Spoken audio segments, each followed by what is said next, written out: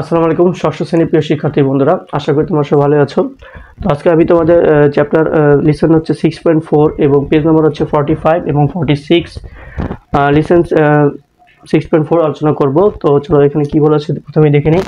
এখানে বলা হচ্ছে যে read the following pair of sentences in the bubbles. ঠিক আছে, read the following pair of sentences অর্থাৎ নিচের যে জোড়া সেন্টেন্সগুলো আছে, জোড়া বাক্যগুলো আছে বাবলসের মধ্যে সেগুলো পড়ো। ঠিক আছে, দেন তারপর ইন পেয়ার অর গ্রুপস অর্থাৎ জোড়ায় অথবা দলভুক্ত হয়ে ডিসকাস আলোচনা করো দ্য মিনিং অর্থগুলো অফ ইচ সেন্টেন্সেস প্রত্যেকটি বাক্যের অ্যান্ড শেয়ার এবং সেগুলো শেয়ার করে দাও ওয়াই দ্য মিনিং কেন অর্থগুলো অফ দ্য সেন্টেন্সেস বাক্যগুলোর কেন বাক্যগুলোর যে অর্থগুলো সেগুলো কেন আর ডিফারেন্ট কেন আলাদা হলো।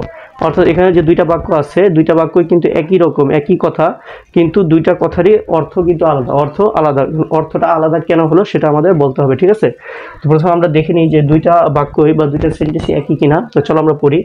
What do you want me to cook, what do you want me to cook. হ্যাঁ, আমরা দেখতে পাচ্ছি দুইটাই কিন্তু একই সেন্টেন্স। ঠিক আছে, কিন্তু এখানে একটু লক্ষ্য করো, এখানে এই সেন্টেন্সে একটা প্রশ্নবোধক চিহ্ন এবং এই সেন্টেন্সে দুইটা প্রশ্নবোধক চিহ্ন। এই কারণেই কিন্তু মূলত এই দুইটা সেন্টেন্সের অর্থ দুই রকম। ঠিক আছে, এই চিহ্নগুলোকে আমরা কি বলি? আমরা বলি জ্যোতি চিহ্ন। ঠিক আছে, বা পাঞ্চুয়েশন মার্ক। তো এটার অর্থ কি দাঁড়ায় দেখো, what do you want me to cook, তুমি আমাকে দিয়ে কি রান্না করাতে চাও। What do you want me to cook, তুমি আমাকে দিয়ে কি রান্না করাতে চাও, প্রথমটার অর্থ। দ্বিতীয় সেন্টেন্সের অর্থ দেখো, হোয়াট কি do you want me to cook, তুমি কি আমাকে দিয়ে রান্না করাতে চাও। Do you want me to cook, তুমি কি আমাকে দিয়ে রান্না করাতে চাও। আর এর আগেরটা বলছে তুমি আমাকে দিয়ে কি রান্না করাতে চাও। একই কথা কিন্তু দুইটা অর্থ। কারণ কি? কারণ এখানে পাঞ্চুয়েশন যে চিহ্ন মানে জ্যোতি চিহ্ন, প্রশ্নবোধক চিহ্ন এখানে হচ্ছে একটা আর এখানে হচ্ছে দুইটা। ঠিক আছে, এই কারণে কিন্তু অর্থ চেঞ্জ হয়ে গেছে। এর পরের পেজে অর্থাৎ পেজ 46-এ তোমরা আরেকটি বাবল দেখতে পাবে। ঠিক আছে, এখানে দুইটা সেন্টেন্স আছে, দুইটা সেন্টেন্সই একই কথা কিন্তু দুইটার অর্থ দুই রকম।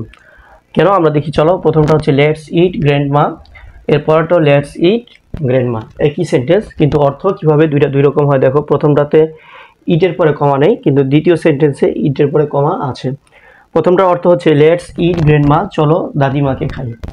আর দ্বিতীয়টার অর্থ হচ্ছে দ্বিতীয়টা যেহেতু আমরা কমা ব্যবহার করেছি এই কারণে অর্থটা পরিবর্তন হয়ে যাবে। কি পরিবর্তন হয় আমরা দেখি চলো। লেটস ইট চলো খাই গ্র্যান্ডমা দাদিমা।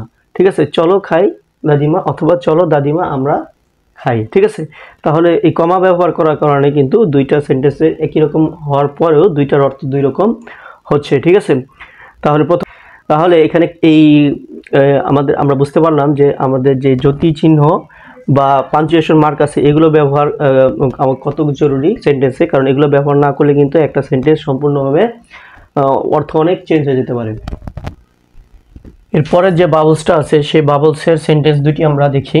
ঠিক আছে, তো এখানে প্রথম সেন্টেন্স হচ্ছে কংগ্রাচুলেশন উইশেস রূপা, তারপর একটা কংগ্রাচুলেশন উইশেস রূপা। দুটি একই কথা, একই সেন্টেন্স কিন্তু অর্থ দুইটা আলাদা। কেন সেটা আমি এখন বিস্তারিত বলছি। কংগ্রাচুলেশন মানে হচ্ছে অভিনন্দন, উইশেস মানে হচ্ছে কারোর জন্য কামনা করা বা কোনো কিছু জানানো, ভালো কিছু জানানো। এরপরে কংগ্রাচুলেশন অভিনন্দন আমি বলেছি, উইশেস মানে তো বললামই। তো যাই হোক, প্রথমটার অর্থ দেখো, কংগ্রাচুলেশন উইশেস রূপা। কংগ্রাচুলেশন রূপাকে উইশ করছে, রূপার জন্য কামনা করছে বা রূপাকে জানাচ্ছে। কে জানাচ্ছে? কংগ্রাচুলেশন।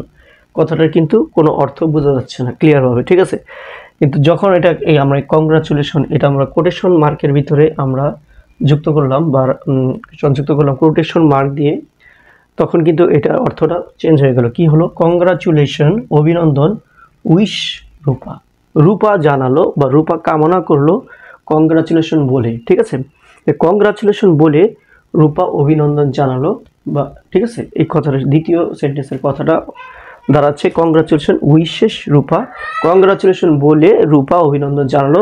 আর প্রথমটার অর্থ হচ্ছে কংগ্রাচুলেশন রূপাকে অভিনন্দন জানালো। ঠিক আছে, তো কাজে আমরা এখানে 6.4 থেকে আমরা শিখলাম যে এখানে যে পাঞ্চুয়েশন মার্ক মানে দাড়ি কমা, এগুলো পাঞ্চুয়েশন মার্ক বা জ্যোতি চিহ্ন, এগুলো ব্যবহার না করলে কিন্তু আমাদের সেন্টেন্সের পুরো অর্থই চেঞ্জ হয়ে যায়। ঠিক আছে, তো আশা করি তোমরা বুঝতে পেরেছো।